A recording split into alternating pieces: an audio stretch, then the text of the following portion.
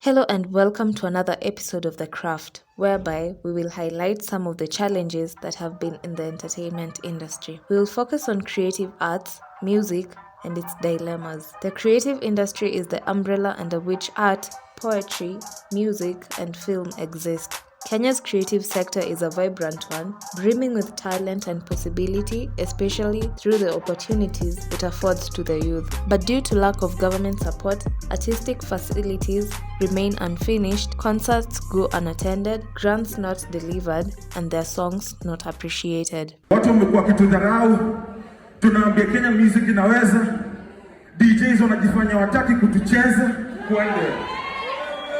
Buddha, do I look like I'm joking, man? It's about time to support wase wetu, because that's the only way Kenyan music can elevate to that level where it's supposed to be. On the other hand, Patrick Mukabi is a Kenyan artist who has had a unique experience teaching an online class of art during this COVID pandemic. He turned to virtual teaching at the onset of the pandemic. The virtual platform, however, has its own cons, as he explains. I like being with people. I get ideas from people. Not meeting my students. Not being able to get visitors to buy work also. Walk in. People who just walk into the studio. So things just stopped suddenly.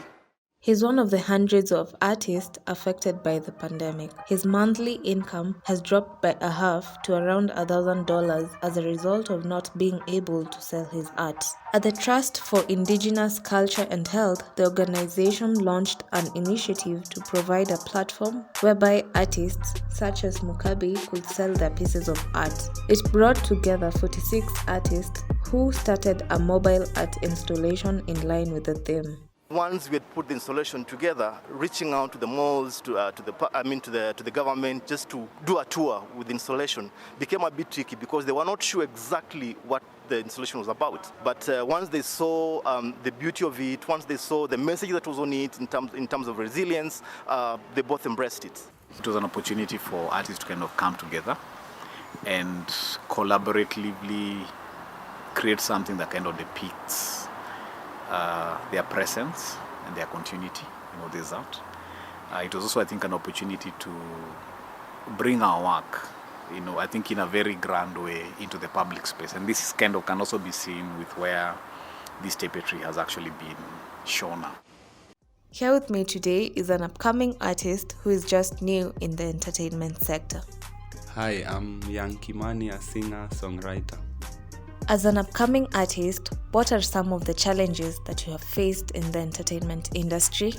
First, as someone who's still trying to navigate his way in the music business, I think the first challenge is lack of management, because as someone who doesn't know the way of the business, it's kind of hard to find someone who is willing to take that chance on you and be your manager. Also, the cost of production is not pocket friendly to someone who has not yet made it in the industry. And so unless you find someone to sponsor you, it's kind of tough putting your content out there. As an upcoming artist, you need to have someone like a mentor figure who is already successful in the music business to hold your hand through the do's and don'ts and help you find gigs. Because while you're still unknown in the business, it's kind of hard for someone to just call you up for gigs and events and give you deals. Kenya is trailing far behind other nations that have capitalized on the bolstering of income from the creative sector. And the question remains, with all this potential, why is the creative sector in Kenya still languishing? As a result of the initiative that my government has taken, starting this month, all our local artists will be earning a total of Kenya shillings 200 million per month that will be paid to musicians through the system and other platforms that we have developed. This shall translate this year to over Kenya shillings 2 billion going into the pockets of our young artists and young Kenyans. That's all we had for today. Until next time on another episode of The Craft with me, Christine Matunda.